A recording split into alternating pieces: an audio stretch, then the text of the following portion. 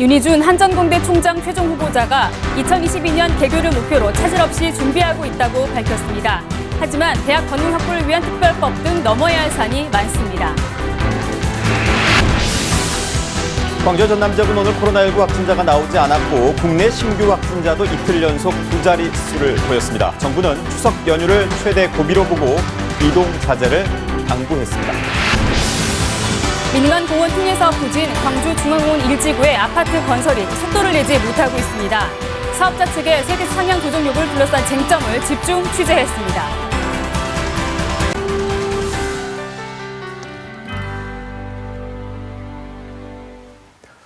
한전공대 총장 최종 후보자인 윤희준 한전공대 설립추진위원장이 오늘 나주를 찾아 2022년 개교를 목표로 차질 없이 준비하고 있다고 밝혔습니다. 교수 채용과 학생 선발 계획도 설명했는데요. 대학 권능 확보를 위한 특별법 통과 등 과제도 많습니다. 박지성 기자의 보도입니다. 학교법인 구성을 마친 한전공대 설립추진위원회가 처음으로 민관 지원위원들과 만났습니다. 추진 현황과 캠퍼스 건축 계획 등 현안을 공유하는 자리입니다.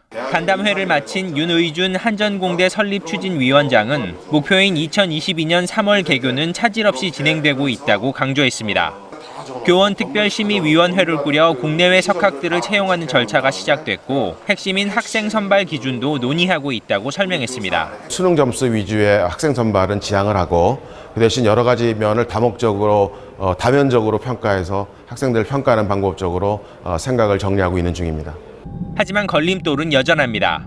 2022년 3월 개교를 위해서는 최소 2만 제곱미터의 대학 건물을 확보해야 하는데 쉽지 않은 상황입니다. 전라남도와 한전은 행정동, 강의시설 등 4천여 제곱미터는 일반 건축 방식으로 진행하고 나머지는 한전에너지신기술연구소를 빌려서 활용한다는 계획입니다. 이를 위해서는 임대 건물을 활용할 수 있다는 내용의 특례 조항을 마련해야 하는데 야당의 반대가 부담입니다. 이번 정기국회 내에 반드시 발의해서 내년도 아주 상반기 특히 한 3, 4월 이전에 이 법안이 통과되어야만이 한전공대 설립 그리고 개교 일정에 차질 없이 진행될 수 있을 것이다. 이렇게 생각하고 있습니다. 다만 한전공대에 대한 야당 지도부의 시각이 과거와 달라졌다는 평가도 나오고 있어 법안 발의와 국감 과정이 정상 개교를 가늠하는 분수령이 될 것으로 보입니다. KBS 뉴스 박지성입니다. 전두환 씨의 고 조비오 신부 사자 명예훼손 혐의 재판이 오늘 광주에서 열렸습니다. 전 씨 측 증인들은 5.18 당시 광주에서 헬기 사격이 없었다고 거듭 주장했습니다. 2년 4개월 동안 이어진 전 씨의 형사재판은 이르면 오는 11월 1심 선고가 이루어질 전망입니다. 김호 기자입니다. 1980년 5.18 민주화운동 당시 육군본부 작전처장이었던 이종구 씨, 전두환 씨 측 증인으로 출석한 이 씨는 5.18 당시 헬기 사격을 부인했습니다. 이 씨는 헬기 작전 계획을 실시하라는 육군본부의 작전계획 문서에 대해 헬기 작전 계획 자체가 없었다며 육본 작전처에서 만든 문서가 아니라고 주장했습니다.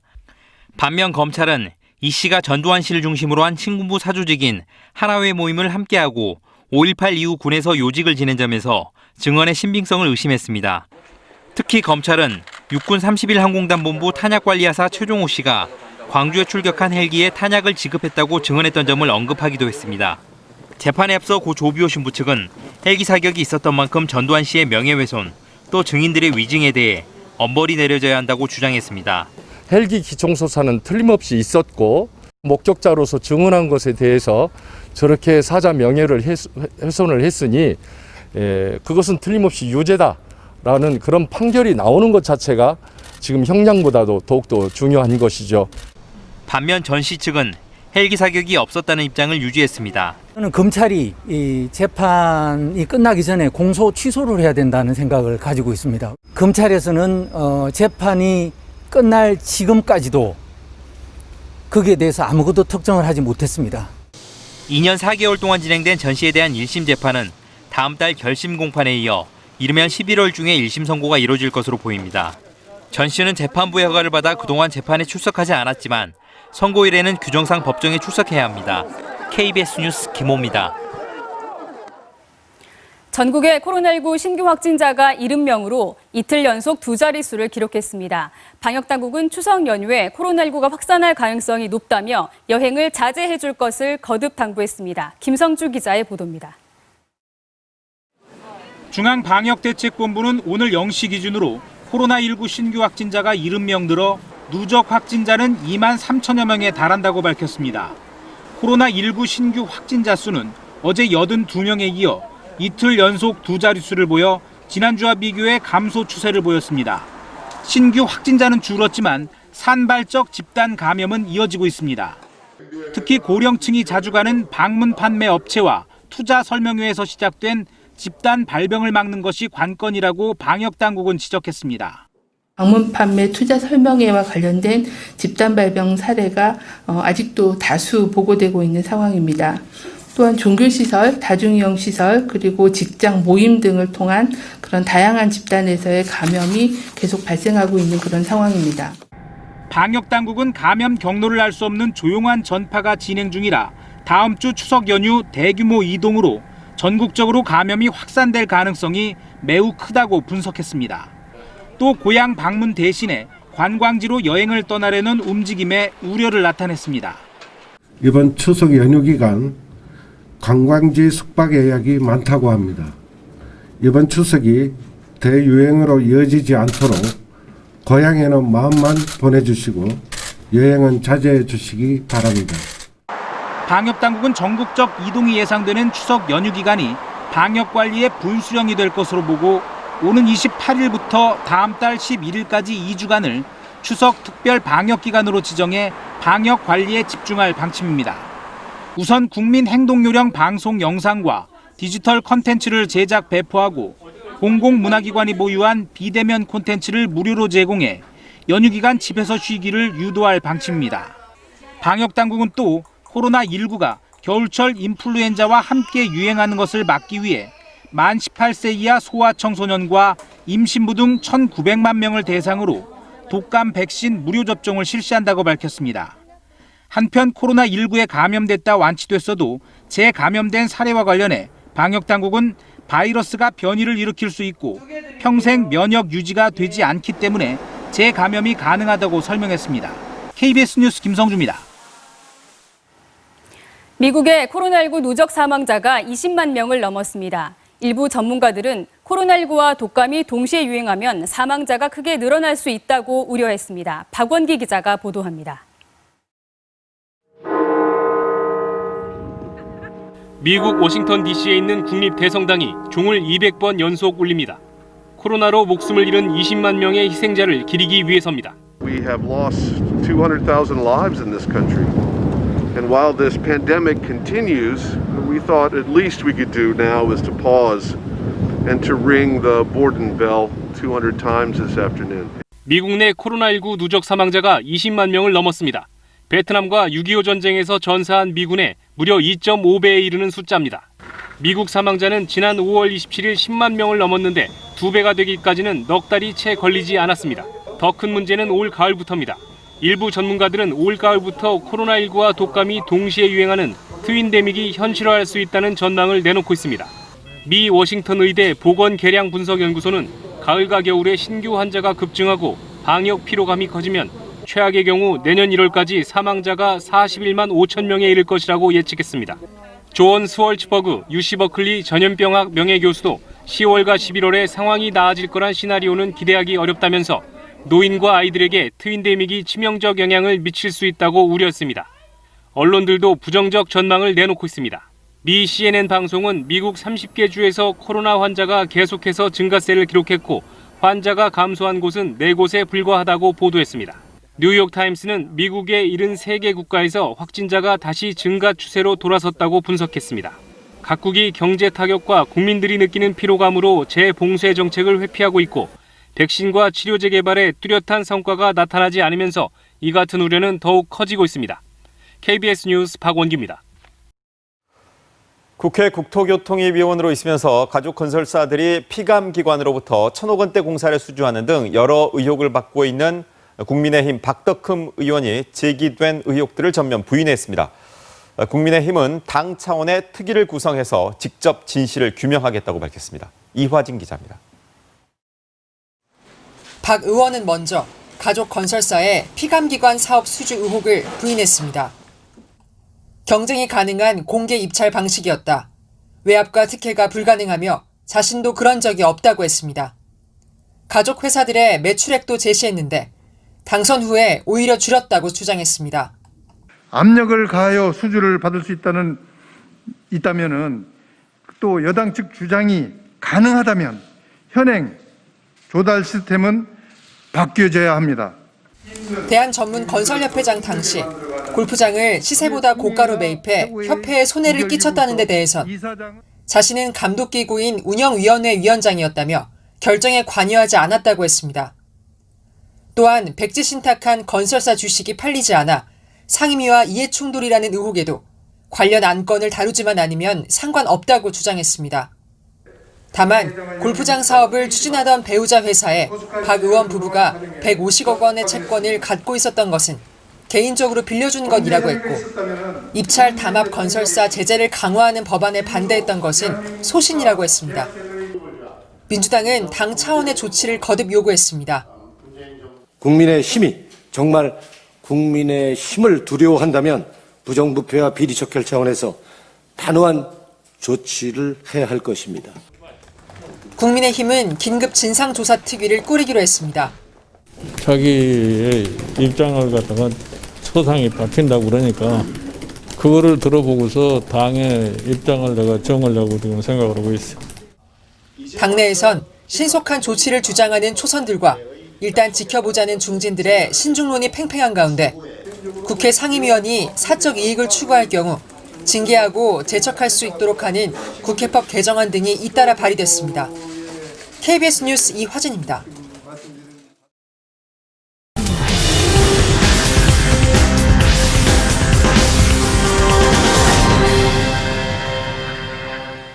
보신 것처럼 국민의힘 박덕흠 의원에 대한 의혹을 놓고 여야 간 공방이 뜨겁습니다. 주간 정치에서 관련 소식을 이어가겠습니다. 김경진 변호사 자리했습니다.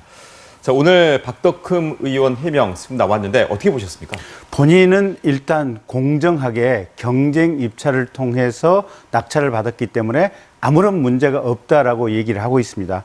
하지만 국민들이 느끼는 감정은 첫째, 과연 그게 사실일까? 물론 진실 여부는 앞으로 검찰 수사를 통해서 밝혀지겠지만 일흥에 느끼는 바는 국토위의 간사로서 상당 기간 활동을 했지 않습니까? 그러면 거기서 자연스럽게 낙찰과 관련된 정보를 얻을 수도 있고 또 알게 모르게 이 국토위 간사라고 하는 자리가 사실은 많은 정부 정책에 영향을 미칠 수 있기 때문에 그 자체만으로서 충분한 사실상의 압력이나 어떤 직무상의 연관관계가 있을 수 있다라고 국민들은 평가를 하기 때문에 그래서 국민들은 상당히 심각하게 보고 있고 국민의힘 쪽에서도 즉각적으로 이 부분을 조사하기 위한 위원회를 만들었다 이렇게 보고 있는데요.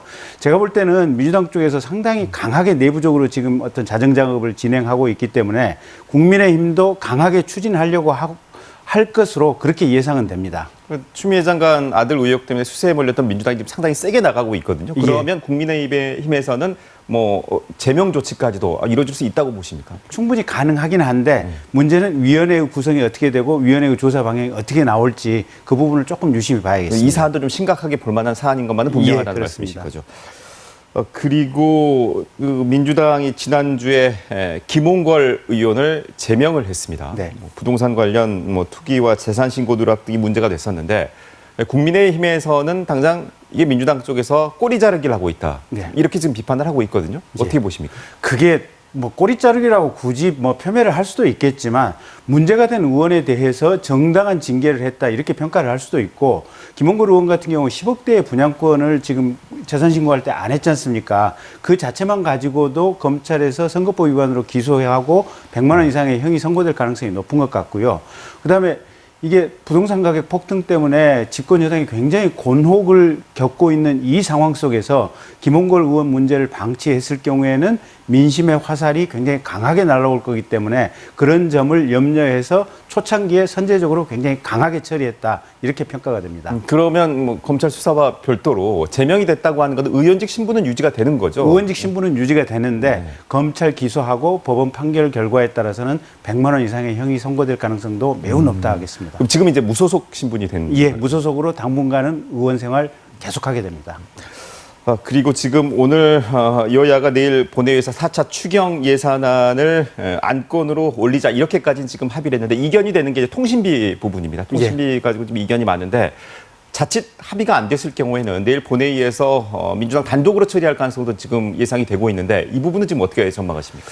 글쎄 그래도 아직은 좀 시간이 있기 때문에 오늘 저녁에 예결소위에서 여야 간사 간에 합의가 안 될 경우에 아마 내일 오전 중으로 양당의 정책위 의장이나 또는 원내대표들 간에 마지막 단판 조율을 해보고 나서 그래도 안 된다고 판단이 되면 민주당의 단독 처리 가능성은 있지만 민주당이 지금까지 다수결 숫자를 믿고 너무 강하게 밀어붙인다 이런 반대 여론도 있기 때문에 곧바로 그냥 이렇게 표결 처리는 하지 않을 것으로 그렇게 예상이 됩니다. 상당히 부담스럽다고 그렇죠. 보시는 거죠? 그리고 이 통신비 2만 원 지원과 관련해서는 사실은 호의적이지 않은 여론도 상당히 많이 있기 때문에 강행 처리하기에는 약간 부담스러운 측면이 있습니다. 그럼 지금 야당에서는 독감 접종을 해주자 이거고 민주당 통신비 아니겠습니까? 그럼 예. 어느 정도로 절충이 좀 이루어질 거라고 보십니까? 사실 이제 굳이 통신비 2만 원 지원이 아니고 김경수 지사 같은 경우는 지금 전 국민 이렇게 필요한 지역에 와이파이 지금 설치하자 이런 얘기가 됐고 국민들이 바라는 바는 이거를 그냥 돈을 조금씩 나누어져서 불필요하게 사용하느니 비효율적으로 사용하느니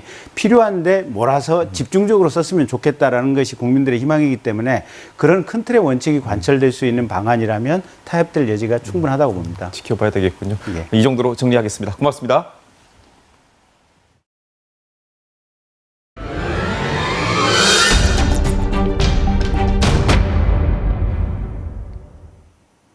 KBS는 지난주 공영도매시장에서의 경매제도를 보완하기 위한 정가 수입 매매가 실제 현장에선 헛돌고 있다는 소식 전해드렸는데요. 농민이나 농산물 수집상들이 가격이나 거래 상대방을 결정해 주라 하는 이른바 정가 수입 매매의 경우에도 경매처럼 도매시장 내에서 거래되는 것이 원칙입니다. 그런데 KBS 취재 결과 그동안 광주의 한 도매시장에선 이 과정 없이 출하된 농산물을 그대로 중도매인에게 넘겨 실제 허위 거래를 해온 것으로 드러났습니다. 농산물 도매시장의 문제점을 고발하는 연속보도. 오늘은 최소한의 거래 요건조차 지키지 않은 도매법인의 불법 거래 관행을 고발합니다. 광주의 한 공영 도매시장 근처 상가입니다. 하역 노조원들이 밭에서 가져온 대파를 도매시장 외부의 중도매인 작업장에 내리고 있습니다. 그동안 대파를 출하해왔지만 정작 최근까지 경매사가 거래를 주관하는 걸 자주 본 적이 없다고 말합니다. 오늘은 이제 뭔 일인가 해도만 됐어. 그 전에는 이렇게 중에는 얼마께 맞춰주셔야 통상 도매시장에서는 출하한 농산물은 시장에 하역한 뒤 수량과 상태 등을 확인하고 경매나 정가 수입 매매를 거쳐 낙찰자에게 넘겨지는 게 원칙입니다. 도매시장을 거치지 않은 채 도매법인이 중도매인들에게 물건을 그대로 넘기는 건 관련법 위반입니다. 서류상 거래만 남기고 곧바로 중도매인에게 가는 셈입니다. 엄밀히 말하면 이건 그 조항 위반이라고 하시더라고요. 저희는 소통장이라는 데도 그건 밖에서 했지만 안에서 거래는 이루어졌는데 그러냐 하니까 안 된다고 하시더라고요. 농산물을 도매시장 밖에서 거래하면 문제는 또 있습니다. 도매시장에 출하하는 농산물은 손질을 마치고 상자나 망 등에 담아 출하하게 돼 있습니다. 쓰레기 발생을 줄이고 농산물 거래 표준화를 위한 건데 시장 밖에서 거래가 이루어지다 보니 이 부분도 관리되지 않는 겁니다. 도매법인은 규정을 어겨왔고 광주시 역시 제대로 관리하지 않은 겁니다. 문제는 이런 불법 허위 거래로 중간 상인들에게 많은 이익이 돌아간다는 점입니다. 광주의 한 도매시장. 이날 다듬지 않은 대파가 8kg에 8,900원 선, 1kg에 1,000원 남짓에 팔렸습니다. 이걸 산 중도매인은 대파를 작업장에서 다듬고 다발로 묶습니다. 이렇게 다듬어진 대파의 경매가는 크게 오르고 소매점에 나가는 도매가는 또 훌쩍 뜁니다. 이거 얼마씩 해요? 이거? 예? 6,000원, 2kg이에요, 이게?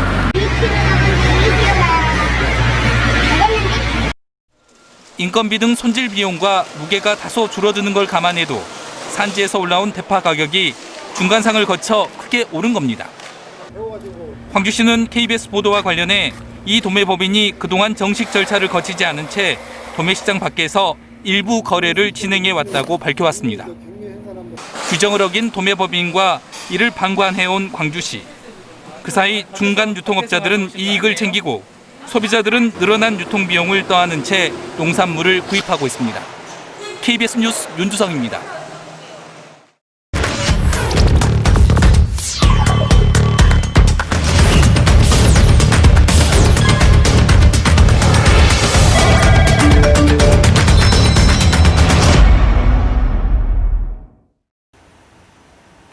푸른 숲이 우거진 광주 중앙공원 일지구입니다. 올해부터 땅 주인의 재산권 행사가 가능해졌습니다. 난개발 우려가 커지자 광주시는 이 땅을 민간 사업자를 통해 사들이기로 합니다. 사업자가 이 땅을 사서 광주시에 기부 체납하면 일부는 아파트를 짓도록 허용해주는 조건입니다. 이게 민간공원 특례 사업입니다. 그런데 이곳에 아파트를 짓는 사업이 난관에 부딪혔습니다. 사업자 측이 아파트를 더 짓게 해달라며 광주시에 사업계획 변경 허가를 요청했기 때문입니다. 아파트를 더 지으면 녹지는 그만큼 사라지겠죠. KBS는 중앙공원 1지구 사업자의 사업계획 변경 요구를 둘러싼 주요 쟁점을 짚어보는 연속 보도를 준비했습니다. 먼저 사업자 측에 반복되고 있는 사업계획 변경 요구 과정과 문제점을 취재했습니다. 중앙공원 1지구 사업자로 주식회사 빛거울 중앙개발이 지정된 건 지난 2018년 말입니다. 당시 사업자는 녹지 훼손을 최소화하겠다며 2,100여 세대 규모의 아파트를 짓겠다고 제안했습니다. 그로부터 7개월 뒤 사업자는 광주시의 아파트 세대 수를 늘려줄 것을 요청합니다. 금리 상승으로 은행 이자 부담이 늘었다는 이유에서입니다. 특혜 논란이 일었지만 광주시는 아파트 세대 수와 용적률을 늘려주었습니다. 그런데 지난 8월 사업자 측은 다시 한번 사업계획 변경을 요구했습니다. 광주 서구가 고분양가 관리지구에 지정돼 당초 계획했던 분양가를 받을 수 없게 됐다는 이유를 들었습니다. 수익을 내려면 전체 공원 면적의 0.66%, 17,000제곱미터에 달하는 아파트 부지가 더 필요하다고 주장했습니다. 해박사에 그렇게 나와 있어요. 수익 비용이 현저하게 변경이 되면 재배하도록 돼 있습니다. 국토부 훈령에도 나와 있고요. 거기에 어쨌든 간에 객관적인 상황으로 수익이 변동되고 또 땅값도 뛰잖아요. 그러니까 재배하자는 내용을 담아놓은 겁니다. 시민단체는 아파트 면적과 용적률을 최대한 낮춘 제안서로 사업권을 따낸 뒤 계획 변경을 요구하는 전형적인 꼼수라고 비판했습니다. 최초의 사업계획이 공고가 나왔고 거기에 의해서 사업자가 사업을 계획안을 제출한 상태이기 때문에 본인들이 자금 조달이 어렵다고 한다고 하면 능력이 안 되는 거잖아요. 그러면 사업을 포기하면 되죠. 사업자 선정 과정부터 매끄럽지 못했던 광주중앙공원 1지구 사업. 사업자의 사업계획 변경 요구가 되풀이되면서 좀처럼 속도를 내지 못하고 있습니다. 이처럼 사업자는 고분양가 관리지역 지정으로 자금 조달에 어려움을 겪게 됐다며 사업계획 변경을 재차 요청했는데요. 광주시가 이 요청을 수용해야 할까요? 최송현 기자가 따져봤습니다. 지난해 분양한 광주의 한 아파트 단지입니다. 3.3제곱미터당 분양 가격이 2천만 원을 넘었습니다. 치솟는 분양 가격에 서민들의 내 집 마련 부담이 커지자 광주시는 지난해 6월 광주 전체를 고분양가 관리지역으로 지정해달라고 주택도시보증공사에 요청했습니다. 한 달 뒤 광주 서구와 남구, 광산구는 고분양가 관리지역에 지정됐습니다. 이에 따라 중앙공원 1지구 아파트 분양가는 3.3제곱미터당 1,600만 원대로 묶였습니다. 당초 사업자는 분양가격을 3.3제곱미터당 1,900만 원대로 책정했습니다. 이 분양가를 고소하면 사업자 측은 주택도시보증공사로부터 분양보증을 받을 수 없습니다. 분양보증을 못 받으면 금융권 대출이 어려워집니다. 분양가를 낮춰야 하는 상황이 되자 사업자 측은 광주시의 아파트 분양 면적과 세대수를 늘려달라고 요청했습니다. 세대수를 늘려 분양 가격 조정에 따른 손실을 회복하겠다는 판단했습니다. 사업자는 광주시의 요청으로 고분양가 관리지역에 지정된 만큼 광주시가 사업계획 변경도 수용해줘야 한다는 입장입니다. 그 고분양가 관리 지역이 아니었었으면 7.85%로 끝났어요. 사업은 잘잘못을 떠나서 객관적 상황이 변했고 그러니까 사업 조정을 할 필요가 있다라는 겁니다. 하지만 주택도시보증공사의 설명은 다릅니다. 고분양가 관리지역 지정은 주택가격 상승률 등 각종 자료를 근거로 결정하는 만큼 지자체 요청은 중요한 고려 대상이 아니라고 밝혔습니다. 자치단체가 요청한다고 해가지고 저희가 반드시 이제 그 고분양가 관리지역으로 지정하는 것은 아닙니다. 정성적인 요건이라든지 이런 부분에서는 참고를 하고 있습니다. 사전 협약상 사업자금 마련 방식은 온전히 사업자가 책임진다는 내용도 눈여겨봐야 합니다. 이를 근거로 하면 광주시 요청으로 고분양가 관리지역에 지정됐다 하더라도 광주시가 사업계획을 변경해줘야 할 이유는 없습니다. 특정 사업자들에게 불이익을 주기 위해서는 이런 건 아니라는 것이죠. 그래서 이걸 돌발 변수로 생각한다는 것은 좀 제가 보기에는 전체 사업계획을 변경하기 위한 명분하고는 좀 멀지 않은가 싶습니다. 이 같은 상황인데도 광주시는 지난 6월 사업자 측에 먼저 사업계획 변경서 제출을 요청했습니다. 사업자의 떼쓰기에 광주시가 끌려가는 것 아니냐는 비판의 목소리가 나오는 대목입니다. KBS 뉴스 최송현입니다. 추석이 열흘 앞으로 다가왔습니다. 예년 같으면 시골 5일장도 대목을 맞아 활기가 넘칠 때인데요. 올해는 코로나19 여파로 고향 방문을 자제하는 분위기이다 보니 매출도 크게 줄었다고 합니다. 최정민 기자입니다. 전남 나주의 5일장입니다. 점포마다 차례상에 올릴 과일과 생선 등이 즐비합니다. 하지만 코로나19 여파로 손님들의 발길이 뜸합니다. 상인들이 지금 갈등을 삼고 있어요.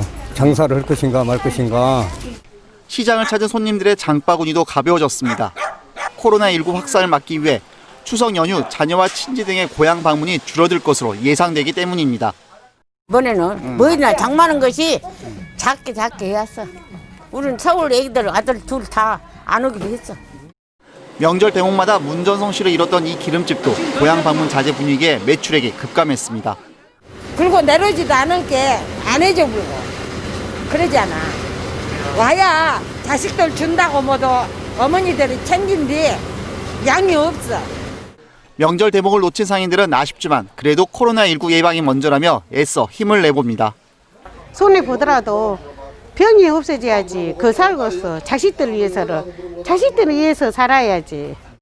이해는 되죠. 이제 옛날만큼 이렇게 대목장이라고 할 수가 없죠. 시골 5일장도 피해가지 못한 코로나19 여파. 상인들은 이번 고비를 잘 넘기고 하루빨리 예전 대목장의 활기를 되찾기를 바라고 있습니다. KBS 뉴스 최정민입니다.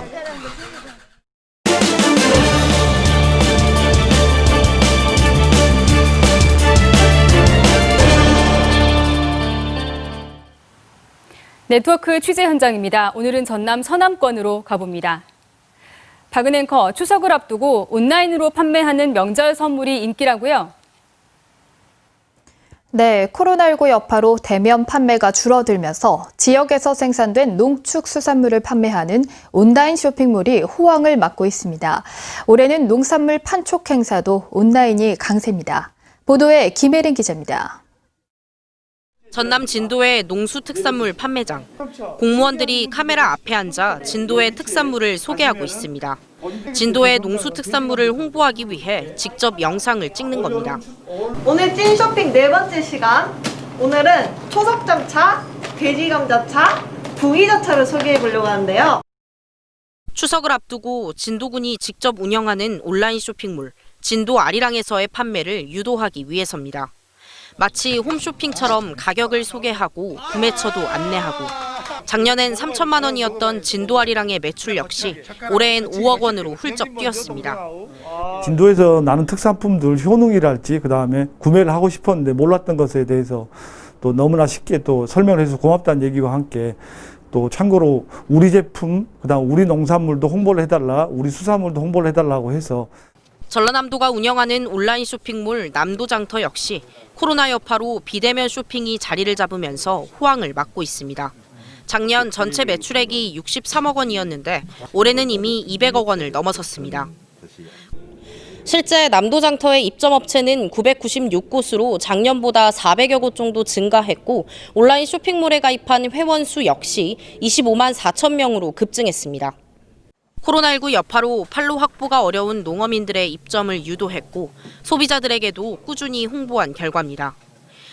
앞으로는 우리 농어민들의 그 판로를 더 확대시키고 또 전남의 농수산물을 서울이든지 대도시 이렇게 알리기 위해서 올해 목표를 300억으로 이렇게 상향 조정을 했습니다.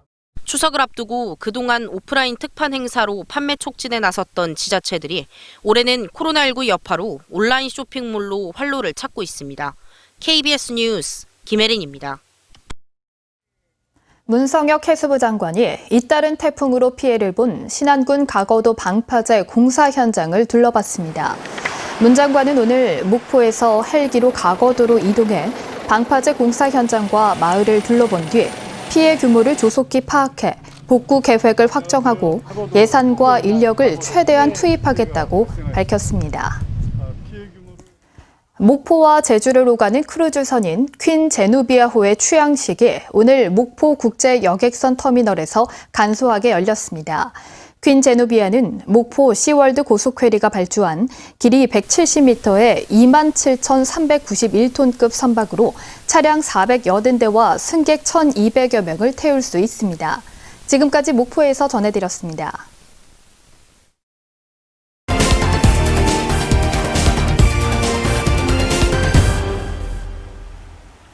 손흥민 선수가 잉글랜드 프로축구 프리미어리그의 새 역사를 썼죠. 프로축구 광주FC도 사상 첫 6강 진출을 확정했는데요. 스포츠7에서 김여울 기자와 이야기 나눠보겠습니다.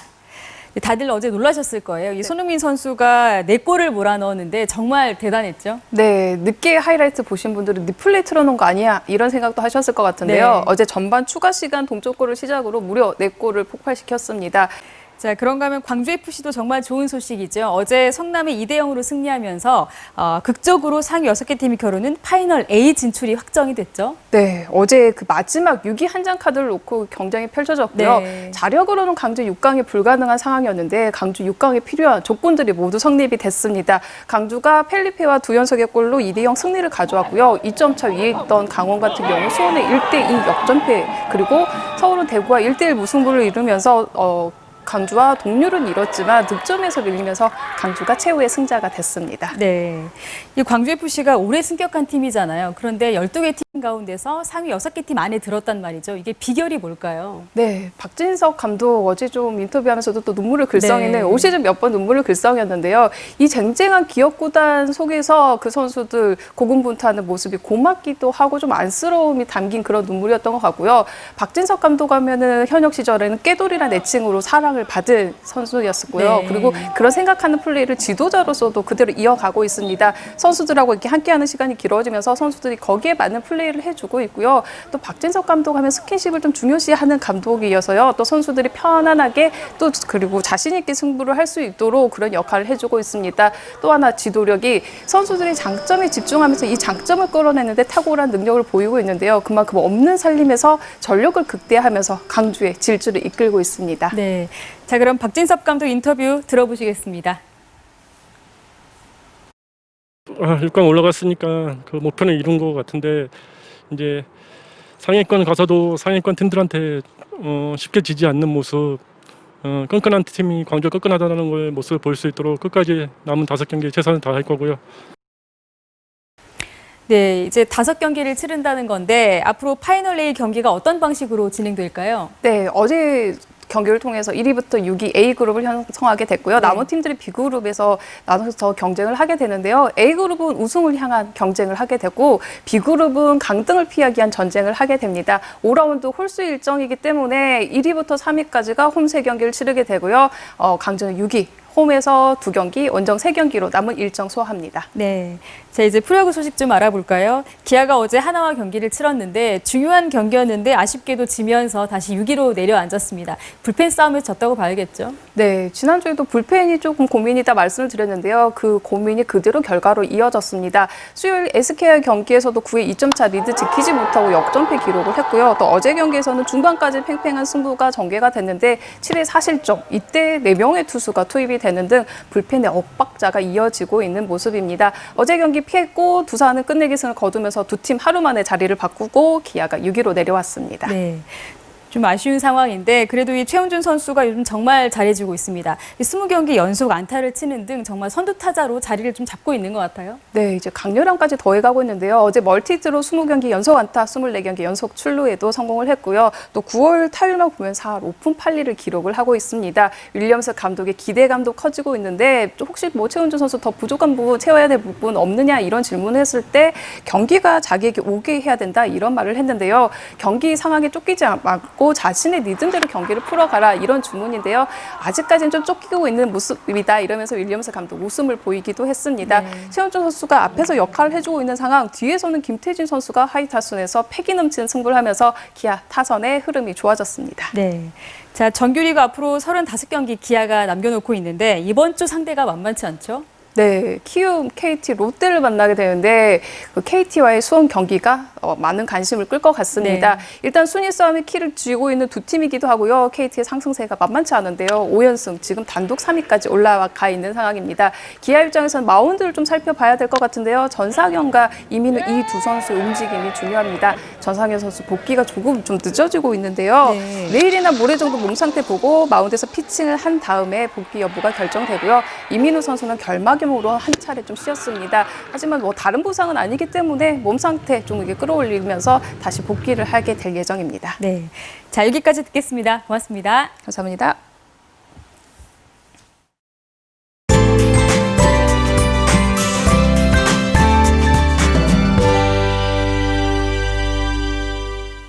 아침 저녁으로 꽤 쌀쌀해졌습니다. 내일도 찬 공기가 머물어서 아침 최저 기온이 15도 안팎으로 평년 기온을 조금 밑돌겠습니다. 낮 최고 기온은 광주가 24도, 구례가 23도로 일교차가 크게 벌어지겠습니다. 긴 옷 챙겨서 다니시면 좋겠습니다. 오늘 밤부터 내일 아침까지 광주와 전남 내륙 지역에는 안개가 짙게 끼겠습니다. 가시거리가 200m 미만에 보이는 곳들이 있으니까요. 운전하실 때 조심하셔야겠고요. 운항 정보 미리 확인하셔야겠습니다. 다음은 자세한 지역별 내일 날씨입니다. 내일 기온 오늘과 비슷하겠습니다. 아침 기온 담양이 14도, 낮 기온 25도가 예상되고요. 여수나 최고 기온 22도, 구례 23도까지 오르겠습니다. 목포 24도, 흑산도 23도가 예상됩니다. 바다의 물결은 전해상에서 비교적 잔잔하다가 밤부터 남해서부 먼바다는 바람이 강하게 불고 물결이 다소 높아지겠습니다. 당분간 흐린 날이 있기는 해도 특별한 비 소식 없고요. 가끔 구름만 많겠습니다. 기상정보 전해드렸습니다. 기적, 반전, 강등을 걱정해야 했던 시민구단의 창단 후 첫 6강 진출을 언론은 이 같은 수식어를 써가며 축하해줬습니다. 선수들이 흘린 굵은 땀방울의 결실입니다. 도전은 아직 끝나지 않았죠. 더 높은 곳을 꿈꾸는 광주FC의 남은 시즌을 응원합니다. 뉴스7을 마칩니다. 내일 뵙겠습니다.